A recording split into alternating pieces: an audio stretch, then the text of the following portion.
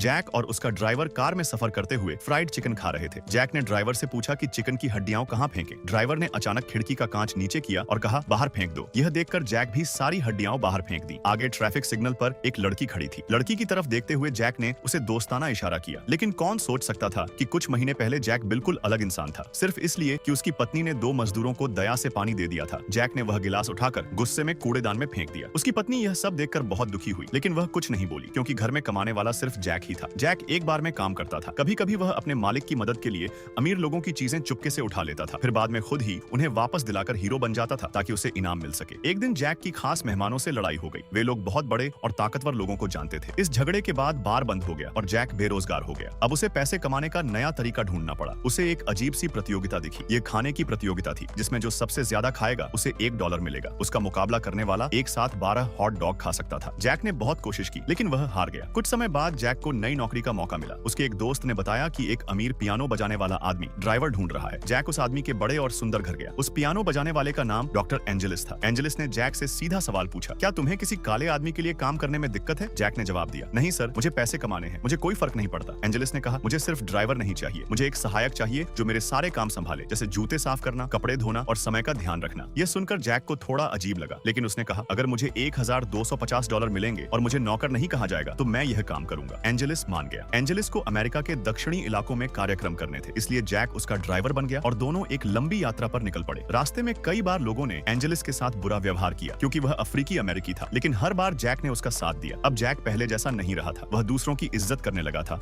और समझदार हो गया था। अब वह हर चीज को सिर्फ पैसों या शक की नजर से नहीं देखता था। उसकी पत्नी ने भी महसूस किया कि जैक बदल गया है। एक दिन क्रिसमस पर जैक दरवाजे की घंटी बजने का इंतजार कर रहा था। थोड़ी देर बाद दरवाजे पर दस्तक हुई। इस बार दरवाजा एंजेलिस ने खुद खटखटाया था। जैक उसे देखकर बहुत खुश हुआ और उसकी पत्नी भी एंजेलिस को देखकर मुस्कुरा दी। बाद में एंजेलिस ने और भी संगीत कार्यक्रम किए और बहुत नाम और इज्जत कमाई। अंत में दोनों जिंदगी भर के अच्छे दोस्त बने रहे।